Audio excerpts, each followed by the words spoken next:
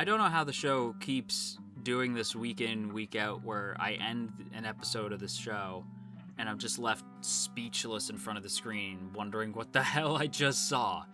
But with that said, everybody, hello! Welcome back to the channel. Welcome back to another one of our weekly Attack on Titan discussion videos. Today we're talking all about the final season, episode 7, Assault. But before we get into the video proper, quick reminder if you haven't done so yet, to hit that subscribe button, ring that bell, set notifications to all, and let all of AniTube know that you're here. And without further ado, let's go ahead and jump into this week's episode. There are no words left, only love. Only love and hype and sadness and darkness and death and destruction. Yeah, we've reached a point where the show has just, like, gone so crazy.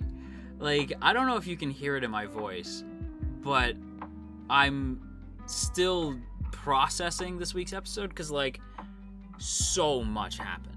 This really feels like war, you know? Like, it feels chaotic and destructive in the worst kind of way, to the point where I don't know who's good, who's bad, if that even really matters anymore, and, like, everything's just crazy. Like, and I like that they keep hammering home that, like, this is crazy, right? Like, there's this moment with Armin that boggles my mind at how they wrote it to be like this, a single line, you know, like, and it's so perfect. Isayama was a genius. I don't know if this was in the manga or if it was anime original, or I don't know. I'm sure you guys will tell me either way. But the moment of Armin, like, being in the Colossal Titan, who, might I add, his Colossal Titan looks way cooler. I don't know if anybody's gonna be upset at me for saying that, but this Colossal Titan looks way cooler than the normal one. I think this one looks way better. But Armin sort of, like, shifting out of the Colossal Titan and just saying, like, is this what you saw, Bertholdt? And it's just, like, destruction everywhere. And it totally changes, like, that whole thing for me, because we know that Bertholdt was sort of like a, like, emotionally sort of compromised dude, right? Like, he felt hard, like, he did feel things. So I wonder what Bert felt being the Colossal Titan that day. Because if it's anything like Armin looked like he felt, it was pure despair. Like, the look on Armin's face, like, not even Armin's face, the Titan's face, and then Armin's face, and just seeing, like, bodies and kids under rubble looking up at him horrified. And it's like, it hammers home, because don't get me wrong, like, in the reaction I was like, this is hype, this is crazy, but after every big hype moment you'd have this pause where you're like, but at what cost? You know what I mean? Like, there would be this pause, and then in the back of your head just like, what have we done? What has science done? You know what I mean? Like, what have we done? And, like, it's kind of true. Like, it does feel that way, where, like, something hype will happen, I'll get excited, and it's the reason why so many people, I think, have been telling me you have to react to every episode of this arc, and then you can chill on the reactions. But everybody's saying, like, this arc needs to basically be reacted to the whole way. And y'all weren't wrong. But just, like, watching Armin dial in what's happened was just, I don't know, something about it just really hit heavy for me. And I think it's very symbolic of, like, this whole arc, just the insanity. And again, people will still talk trash. Like, I'm sure somebody didn't like the music choice in that scene, but those people can, I don't know, those people can go stub their toe, like, against the wall, or maybe step on some Legos. Because, like, that's some, like, I mean, that's kind of harsh. Stepping on Legos kind of hurts. But, like, don't be stupid. The show is phenomenal. Like, you got your manga goggles on, take them off. Can't even say manga goggles, because manga fans are enjoying themselves. It's you got your wit goggles on, take them off. You're being ridiculous. I want to talk about some, just the fights this week, and there's one in particular that is so brief, but I have to talk about it because it's like, it was so satisfying. I think it was almost like, a part of me is like, I kind of doubt that this happened the way that it happened, but Levi taking down Zeke was so satisfying. Now, you guys know, at least I'm pretty sure you guys know this. If you're new here, hi, I'm JoJo. I talk too much. But my favorite character, not just in Titan, but in anything, is Erwin Smith. I think Erwin is one of my... And when I say favorite, I don't mean, like, the most complex character I've ever seen or anything like that. I just mean my personal favorite. Erwin. And I knew that Erwin probably wasn't going to make it the whole way, but it didn't make the death hit any less powerful. You know what I mean? Like, it still hit hard. And Levi has some clear unfinished business with this man, because he told Erwin he was going to take down the Beast Titan. That's what he told this man. And then the Beast Titan takes out Erwin, and Levi didn't get to fulfill the promise. So not only did he didn't get to fulfill the promise, he also is the reason why Erwin is dead. So there's definitely some bad blood, shall we say, between the two. And it was so satisfying to watch, like friggin' Zeke acting all tough, doing the throw. He did that shit on purpose. Like, you know what I mean? Like, when he did the throw and he, like, threw the rubble, like, the way he did it to Erwin during the, like, charge with me! Like, when Erwin, like, charges at them, at the Beast Titan, the way he throws the rubble, it's so reminiscent of that. And I said in my reaction, that's like, this show giving me PTSD, man. Like, holy shit. And him being all cocky and then just slice. And he gets him so swift in the back of the neck.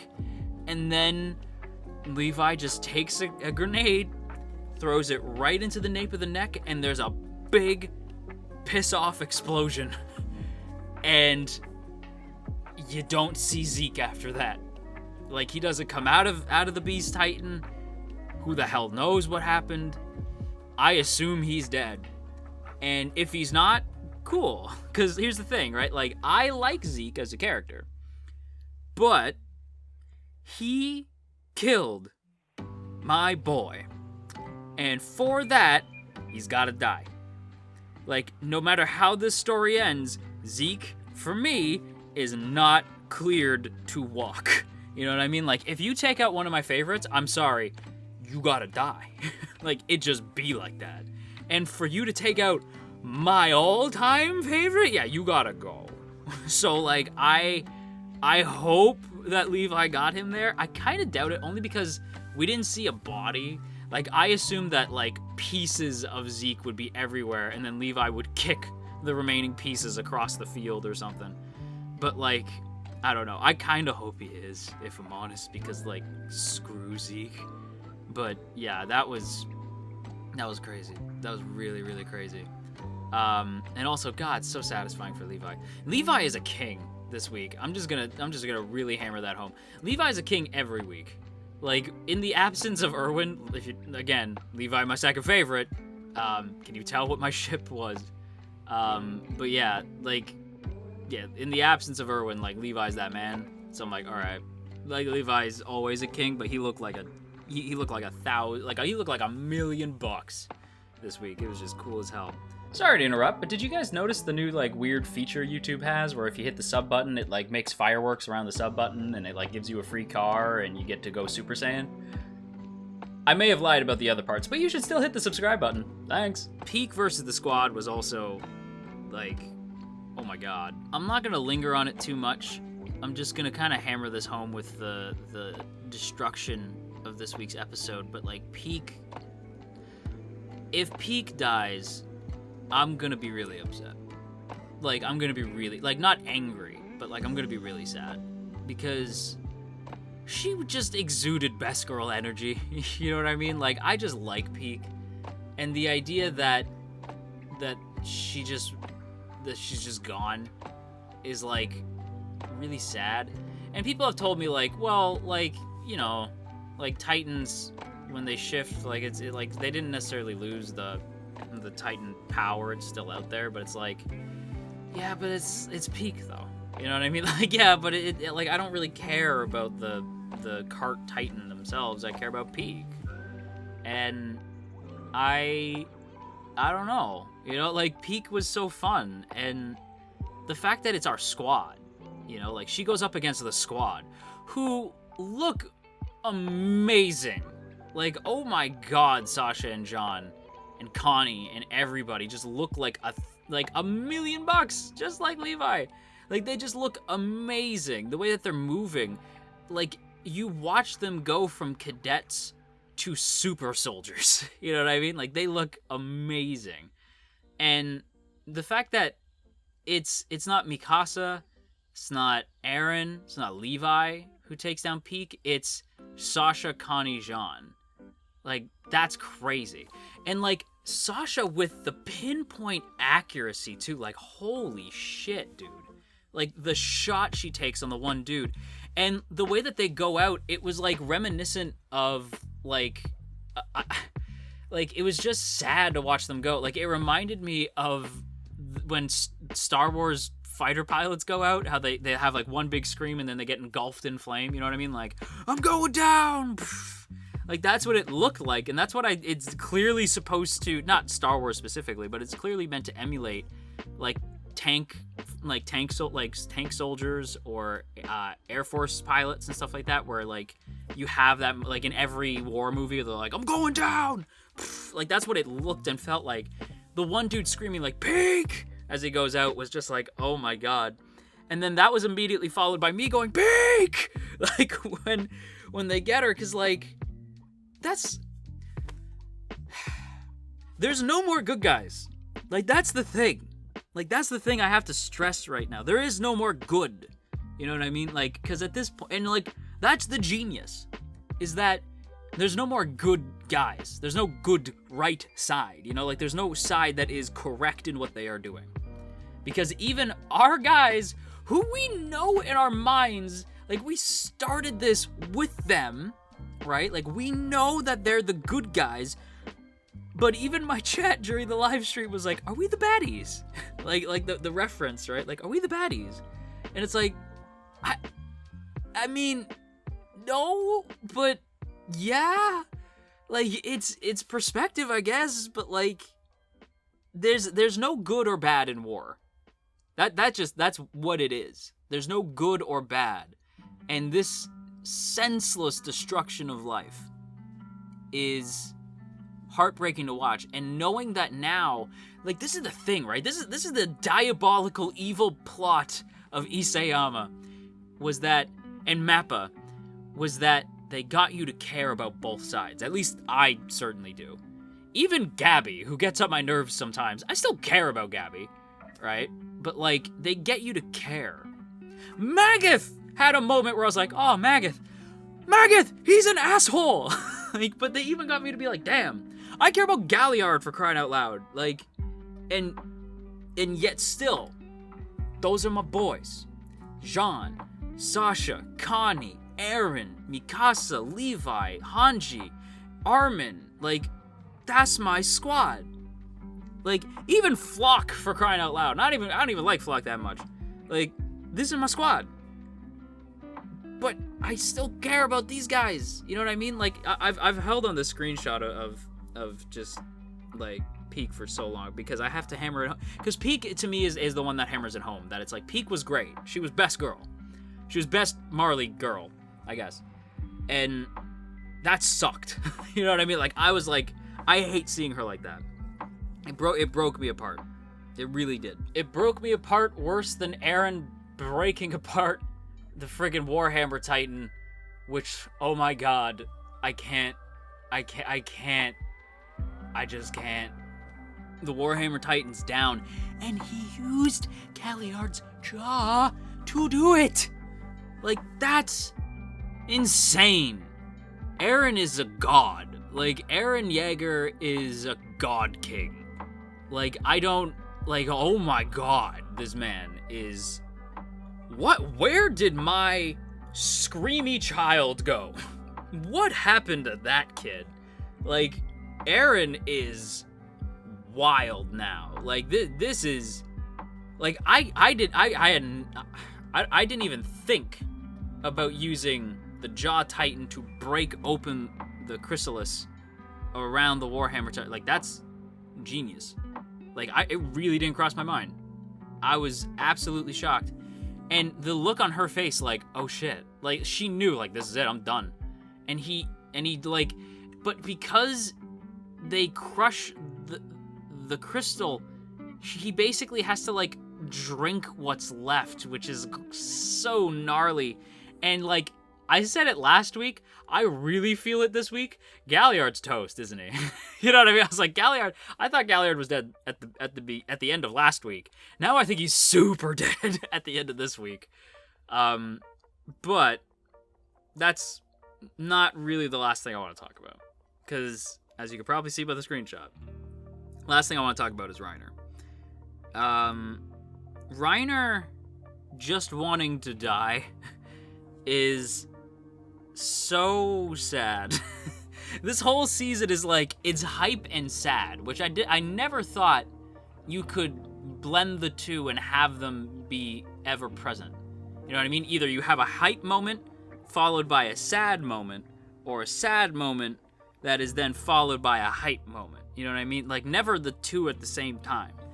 But, like, Reiner, like during the, like, Reiner, save us, right? I was like, God damn. Because at first when Gabby's just like, what do you mean? Like, we have to get Reiner. I'm like, Gabby, this kid just told you he's unconscious. What are you gonna do? Throw Reiner's, like, unconscious body at Eren's ankle and hope it does something?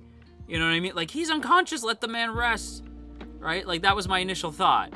But then, like, when they go, Reiner, help us, I'm like, this man's gonna wake up. Like, in that moment, I'm like, this man's gonna wake the hell up. And Reiner wakes up, and he looks crazy. Like, somebody in my chat's like, why does he remind me of Silver Surfer? Like, he just looks crazy. Like, this version of the Armor Titan, like, all just, like, banged up. And that stare down with Eren. Attack Titan versus Armor Titan, round 3. This time, though, I really doubt, like, both of them are walking away. One of them's dying. And spoilers, but I really don't think it's Eren. Like, I'm just wild, possible shot in the dark here, but I don't think Eren Yeager's going down this arc. So I really don't think he's gonna let Reiner walk away. I think Reiner should have just, like, stayed down. I'm proud of him for standing up, but that line, again, like, it's this mix of, like, hype and sad where it's just like, why couldn't you just let me rest in peace?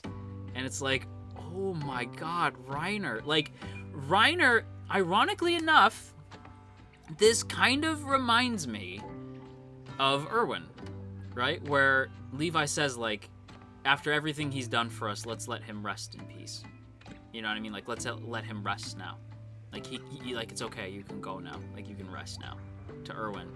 And I think Reiner's looking for the same thing, but just every time he thinks, like, okay, this is it. I've done everything I had to do. I've done everything I could. This is it.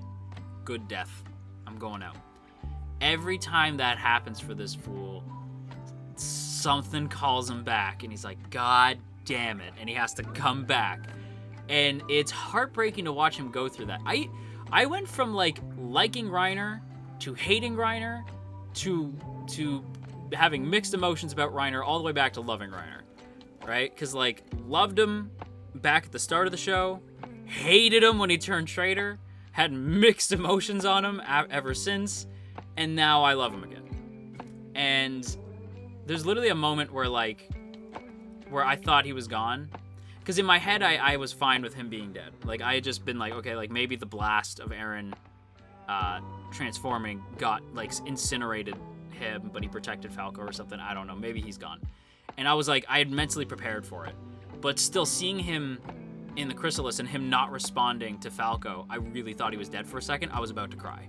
Like, I was like, oh my God, like, I still care. Like, I still really care. And I don't know, man. It's just, the show is wild. But with that said, everybody, that is going to wrap up today's video here, so I hope you guys enjoyed. If you did, don't forget to boop that up snoot, share if you care, leave a comment down below, and of course, make sure that you hit that subscribe button, ring that bell, set notifications to all, and let all of AniTube know that you're here. And of course, before we go, as always, I want to give a big thank you to the good folks in the T Squadron. Look at these beautiful people. Look at all of these beautiful names, and hey, if you would like to join these beautiful people, there are 2 ways to do so. The first is by hitting that Patreon link in the description, and the second is by hitting that join button right beside the sub button to get a badge next to your name, some emotes to spam in the comments, and of course your name scrolling past the screen here. So if that sounds cool to you, go ahead and do just that. Either way, super appreciated. So once again, a big thank you to the T Squadron, and I need a cup of tea. I need an Earl Grey, or you know what? I need like something herbal. I need like a chamomile tea. I gotta calm the hell down. I need a sleepy time tea. I gotta calm these nerves. I am still at like an 11. Until next time, you stay classy, AnyTube, and you wash your dang hands.